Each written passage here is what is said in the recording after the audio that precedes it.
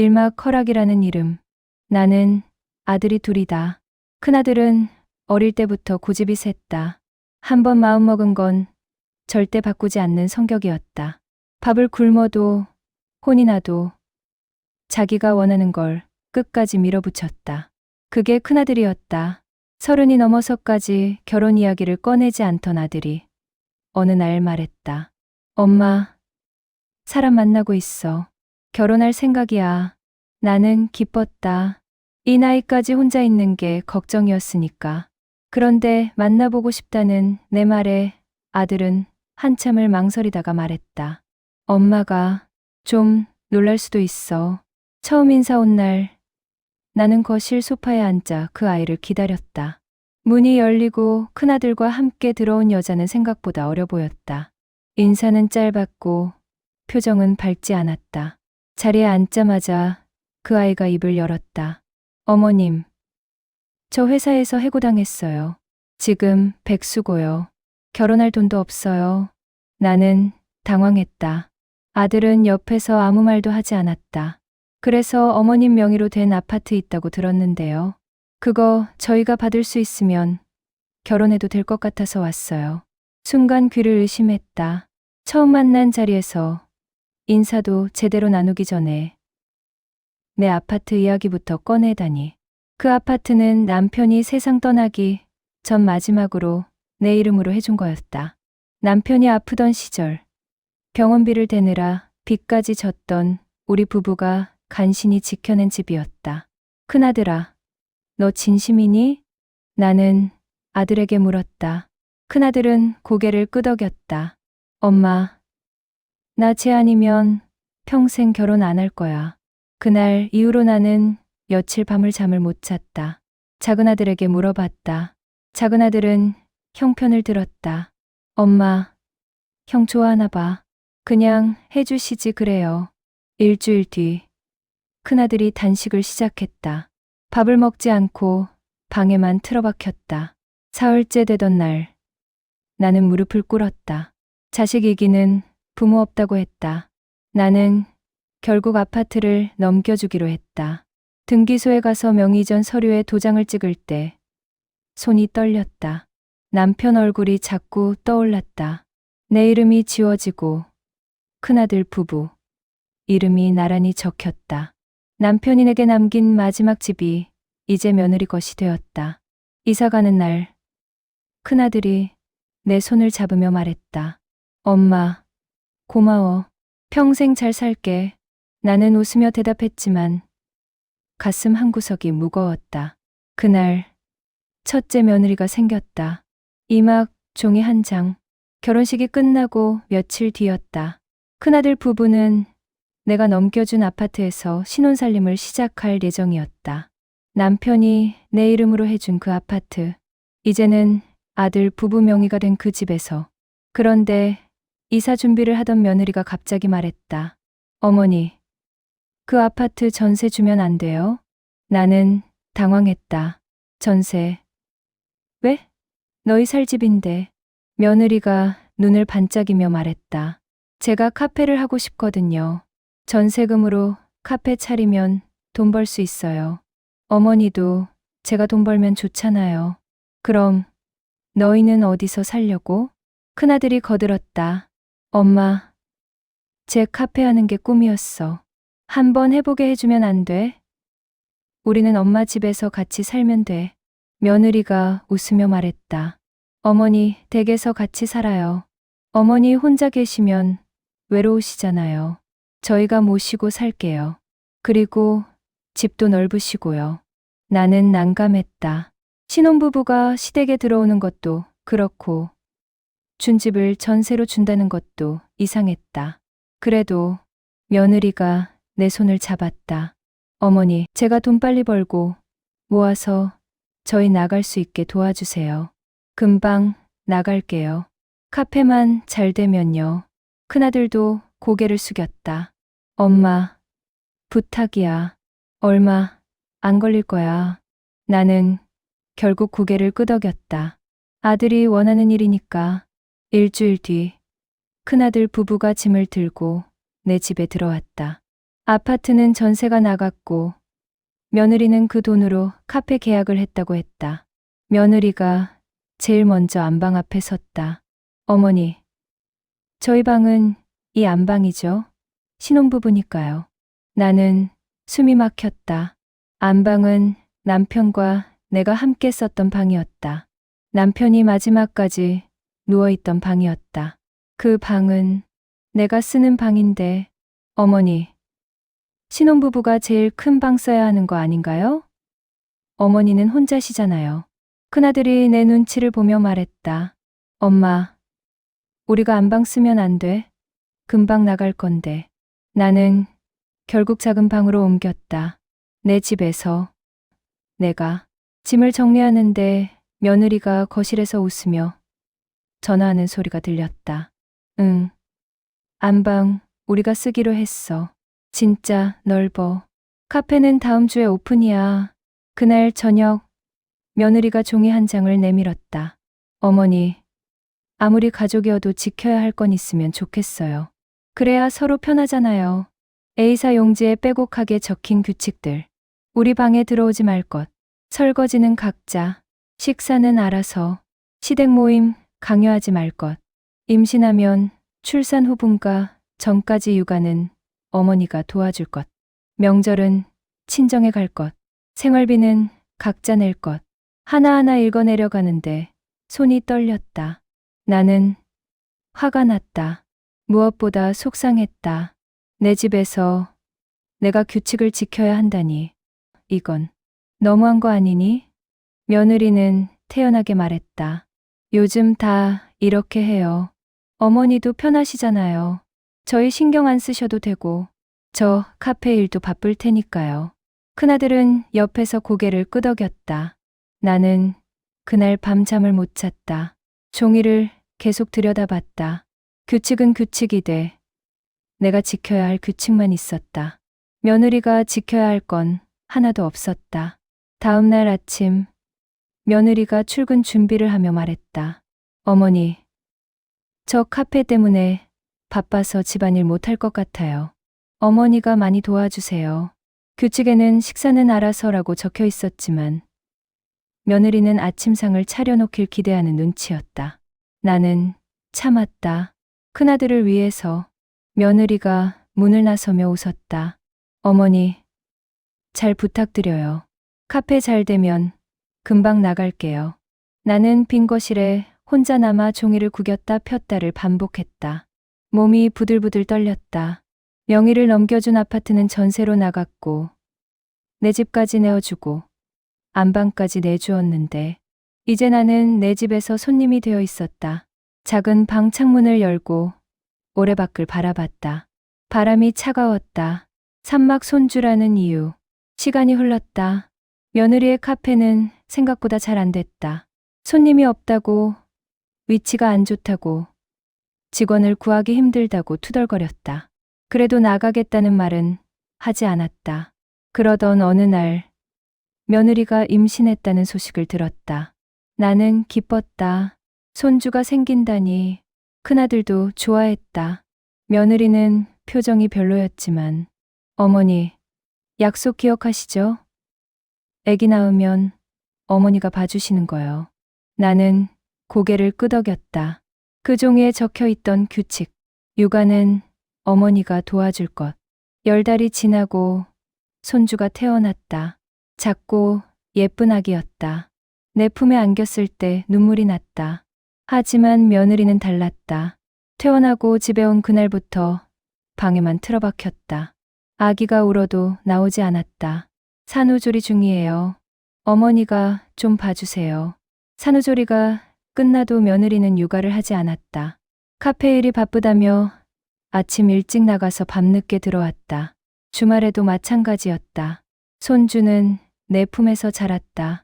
밤에 울면 내가 안았고 배고프면 내가 분유를 탔고 기저귀도 내가 갈았다. 큰아들은 회사 일이 바쁘다며 거들지 않았다. 안쓰러웠다. 엄마, 사랑을 못 받는 아이가. 아기가 자라면서 며느리보다 나를 더 찾았다. 며느리가 안으려고 하면 울고 내가 안으면 금방 웃었다. 어느 저녁 며느리가 퇴근해서 돌아왔다. 아기가 거실에서 놀고 있었다. 며느리가 아기를 불렀다. 우리 아기, 엄마한테 와봐. 아기는 고개를 돌렸다. 그리고 내 쪽으로 기어왔다. 나는 당황해서 아기를 안았다. 며느리의 얼굴이 굳었다. 어머니, 집에 와서까지 이렇게 스트레스 주실 거예요? 뭐, 제 애를 어머니가 더 안아주시니까 애가 저를 안 찾잖아요. 나는 어이가 없었다. 키우지도 않으면서 며느리가 아기를 내려다보며 중얼거렸다. 지 아빠 닮아서 못생겼어요. 정도 안 가고요. 그 말에 가슴이 철렁했다. 자기 아이한테 저런 말을 하다니. 며느리가 다시 아기를 불렀다. 엄마한테 와. 어서. 아기는 울음을 터뜨렸다. 내 품에서 떨어지지 않으려고 꼭 붙잡았다. 며느리가 화를 내며 아기를 억지로 떼어냈다. 어머니, 제 앞에서는 아기 안아주지 마세요. 그 말에 내 마음이 무너졌다. 며느리는 울고 있는 아기를 안고 방으로 들어가 버렸다. 문이 쾅 닫혔다. 나는 거실에 혼자 남았다. 손이 텅 빈 채로. 방 안에서 아기 우는 소리가 계속 들렸다. 달래는 소리는 없었다. 그냥 울음소리만. 나는 그 자리에서 한참을 서 있었다. 가슴이 찢어지는 것 같았다. 사막문이 열리던 날, 며느리가 아기를 방으로 데려간 뒤 울음소리만 계속 들렸다. 달래는 소리는 없었다. 그냥 아기가 우는 소리만. 나는 거실에 서서 참았다. 며느리가 한 말이 계속 귓가에 맴돌았다. 제 앞에서는 아기 안아주지 마세요. 시간이 흘렀다. 10분, 20분, 30분. 아기는 계속 울고 있었다. 나는 방문 앞으로 다가갔다. 귀를 기울였다. 며느리가 뭐라고 하는 소리도 들리지 않았다. 그냥 아기 우는 소리뿐이었다. 참다 못해 문을 열었다. 순간 나는 얼어붙었다. 그 방은 쓰레기장이었다. 더러운 옷들이 바닥에 널려 있었고 먼지가 쌓인 책상 위에는 컵라면 용기들이 쌓여 있었다. 창문은 닫혀 있어서 냄새가 코를 찔렀다. 그 한가운데 아기가 울고 있었다. 침대 위에 혼자 놓여서 며느리는 침대 모서리에 앉아 휴대폰을 보고 있었다. 아기가 우는데도 왜 이래? 나는 떨리는 목소리로 물었다. 며느리가 고개를 들었다. 짜증 가득한 얼굴이었다. 제 방에 들어오지 말랬잖아요. 아기가 우는데 왜 안 달래? 달래도 안 그치니까요. 그냥 좀 울다가 말 거예요. 며느리가 다시 휴대폰을 봤다. 나는 아기를 안아들었다. 얼굴이 빨개져서 눈물 범벅이었다. 내 품에 안기자 아기는 딸꾹질을 하며 울음을 멈췄다. 이게 무슨 방이야. 애가 이런 데서 어떻게 지내? 며느리가 벌떡 일어섰다. 청소는 제가 알아서 해요. 어머니가 신경 쓸 일 아니에요. 알아서 한다고 했는데 언제 한 거야? 이게 사람 사는 방이야? 어머니, 제 방에 들어오지 말라고 종이에 써드렸잖아요. 규칙 지키세요. 나는 숨이 막혔다. 규칙. 그 종이. 며느리는 자기가 만든 규칙만 내세웠다. 그래, 규칙. 좋아. 그럼 이제 못 참겠다. 나는 아기를 안은 채 방을 나왔다. 며느리가 뒤따라 나왔다. 그날 저녁 큰아들이 퇴근했다. 나는 두 사람을 거실로 불렀다. 이제 못 참겠다. 너네 분가해라. 큰아들이 당황했다. 엄마, 왜 갑자기? 갑자기가 아니야. 이제 진짜 못 참겠어. 너네 나가. 며느리가 입을 열었다. 어머니, 저희 나갈 집이 없는데요. 무슨 소리야? 너희 집 있잖아. 전세 준 그 아파트. 며느리가 고개를 저었다. 전세 준 아파트 없어요. 카페 망해서 팔았고 지금은 디저트 가게 하고 있어요. 순간 귀를 의심했다. 뭐라고? 카페가 안 돼서 정리하고 그 자리에 디저트 가게 차렸어요. 그래서 아파트 팔았어요. 나는 소리를 질렀다. 그 집이 어떤 집인데, 너희 아버지 목숨값인데, 어떻게 말도 없이 팔 수 있니? 며느리는 태연하게 말했다. 주셨으면 저희 거죠. 그 말에 나는 무너졌다. 주셨으면 저희 거. 명의를 넘겨줬으니 자기 마음대로 해도 된다는 뜻이었다. 큰아들은 옆에서 고개만 숙이고 있었다. 아무 말도 하지 않았다. 나가. 당장 나가. 나는 그날 밤 큰아들 부부를 집에서 내보냈다. 며느리는 가방을 챙기며 말했다. 애는 어떡하고요? 애는 내가 키울 거야. 너네는 나가. 손주는 남겼다. 문이 닫히고 집이 조용해졌다. 아기를 안고 있는데 눈물이 났다. 남편이 내게 남긴 마지막 집, 그 집마저 사라졌다. 오막 잃어버리는 시간. 며칠 뒤 큰아들 부부가 다시 찾아왔다. 문을 열자 큰아들이 서 있었다. 며느리는 뒤에 서서 표정이 없었다. 엄마, 무슨 일이야? 우리 근처 원룸에서 월세로 살고 있어. 좁긴 한데 괜찮아. 나는 대답하지 않았다. 큰아들이 말을 이었다. 애는 잘 있어? 잘 있어. 걱정 마. 며느리가 안으로 들어오려고 했다. 나는 문을 막아섰다. 애 보러 왔으면 봐. 데려가려고 온 거 아니면. 며느리가 입을 열었다. 저희 원룸이라 애 키우기 힘들어요. 어머니가 좀 더 봐주시면 안 돼요? 나는 한숨을 쉬었다. 그래, 알았어. 거실로 들어온 며느리는 아기를 잠깐 안아보고는 금방 내려놓았다. 큰아들이 조심스럽게 말했다. 엄마, 미안해. 조금만 참아줘. 우리 돈 모아서 집 마련하면 그때 데려갈게. 나는 고개를 끄덕였다. 아기는 걱정 마라. 내가 세상에서 제일 귀하게 키울게.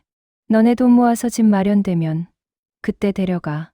며느리가 말했다. 어머니, 너무 매정하세요. 하나뿐인 장남이라서 도와주실 줄 알았는데 이렇게 매정한 분인 줄 몰랐어요. 내가 뭐가 매정해? 나중에 어머니 돌아가시면 저희가 제사 지내드릴 거 잊으신 거 아니죠? 그 말이 마지막이었다. 나는 아무 대답도 하지 않았다. 큰아들 부부는 곧 나갔다. 그날 이후 나는 점점 무너졌다. 처음엔 작은 일이었다. 핸드폰을 어디 뒀는지 잊어버렸다. 냉장고에서 핸드폰이 나왔다. 왜 거기 넣었는지 기억이 안 났다. 약속을 잊었다. 작은아들과 만나기로 한 날 집에서 가만히 있었다. 작은아들이 전화를 해서야 생각이 났다. 엄마, 괜찮으세요? 요즘 자꾸 깜빡하시는 것 같아요. 괜찮아. 나이 들어서 그래. 하지만 괜찮지 않았다. 성격도 달라졌다. 예전엔 차분했는데 이제는 사소한 일에도 화가 났다. 손주가 울면 짜증이 났고 그런 내 모습에 또 자책했다. 거울을 보면 낯선 사람이 보였다. 이 사람이 나인가? 나는 이렇게 살려고 여기까지 온 걸까? 손주는 예쁘게 자랐다. 내가 유일한 가족이었다. 아빠는 가끔 왔다 갔고 엄마는 거의 오지 않았다. 큰아들 부부와는 연락이 뜸해졌다. 생활비를 조금 보내주기도 했지만 손주 키우는 데는 턱없이 부족했다. 나는 내 연금으로 손주를 키웠다. 손주 때문에 연을 끊지도 못하고 그렇다고 다시 예전으로 돌아갈 수도 없는 삶. 밤이면 혼자 앉아서 생각했다. 남편이 내게 남긴 아파트는 사라졌다. 내 안방도 내주었다. 내 시간도 내 삶도 다 내주었다. 그리고 이제 나 자신까지 잃어가고 있었다. 요즘 나는 하루에 몇 번씩 스스로에게 묻는다. 나는 지금 누구를 위해 살고 있는 걸까? 그리고 나는 아직 나일까? 대답은 없다. 손주의 웃음소리만 들릴 뿐이다. 나는 그 웃음 때문에 오늘도 산다. 그리고 내일도 살 것이다. 그게 엄마라서, 그게 할머니라서. 하지만 가끔, 아주 가끔, 나는 생각한다. 나는 대체 누구였을까?